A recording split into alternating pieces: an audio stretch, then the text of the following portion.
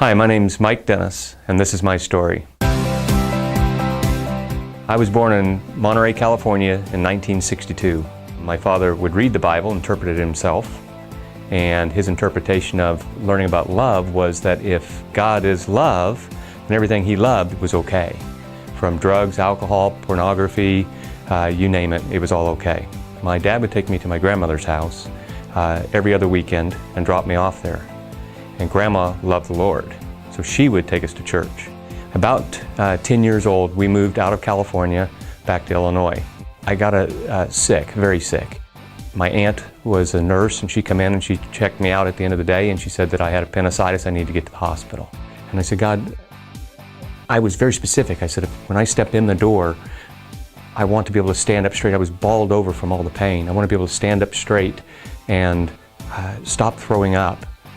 And the door opened up on the hospital, and when I stepped my foot inside the door, I stood straight up, I handed my mom the bucket, and I said, it's gone. Of course, the doctors already called to the hospital. They threw me on a gurney, rushed me in, come to find out whatever it was gone. What didn't leave was they had tested my blood, and they'd poked me on this finger, and a bump had come up on that finger, a very sensitive bump. That bump lasted many, many, many years.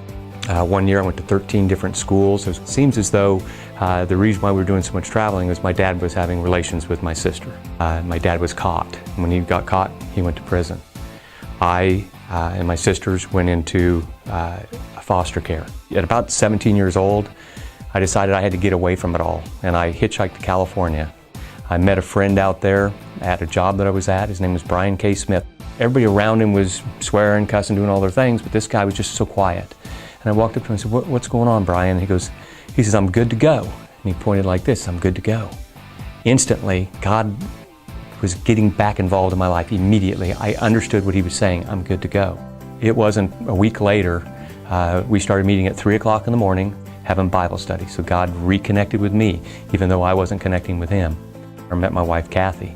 Kathy and I started doing marriage counseling. The minister drew a picture on a piece of paper, and he put a circle on it, and he put a dot in the middle, and he asked me where I was. And I said, you know, I think I'm outside the circle completely. He explained me about Christ and Christ's real love, not the picture Dad gave me, but the real love. At that very moment, accepted Christ.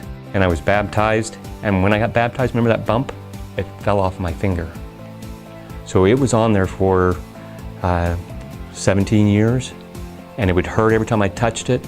Just a reminder constantly that God was with me. He stayed with me, he never left me. Since then, I've been involved in youth ministry. I've been involved as an elder as well as in the men's ministry. And God's never left me, he's never forsaken me, and he never will.